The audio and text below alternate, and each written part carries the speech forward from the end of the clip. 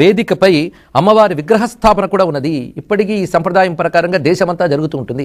ఈ విగ్రహములు శాస్త్రం ప్రకారంగా వర్ణించిన దుర్గా యొక్క విగ్రహములు, మహాకాళి, మహాలక్ష్మి, మహాసరస్వతి విగ్రహముల్ని ప్రతిష్టాపన చేయాలి. ఆ ప్రతిష్టాపించిన విగ్రహములు కూడా శాస్త్రం వర్ణించినట్టుగా ధాతుము కానీ లేదా మృత్తికతో చేసినవి కానీ అయి ఉండాలి.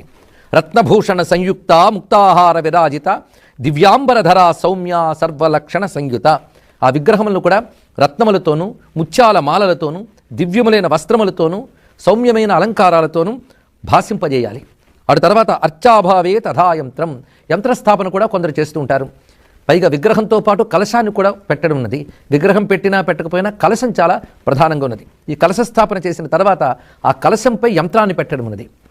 అది చండీ యంత్రం కావచ్చు, శ్రీ యంత్రం కావచ్చు. యంత్రం పెట్టడం కూడా ఒక సంప్రదాయం ఉన్నది. అయితే యంత్రం పెట్టేవారు మాత్రం మంత్రోపాసకులై ఉండడం శ్రేష్టం. ఆ తర్వాత ఆరాధనలో ఉపవాసం అనేది చెప్పారు. ఇక్కడ ఉపవాసం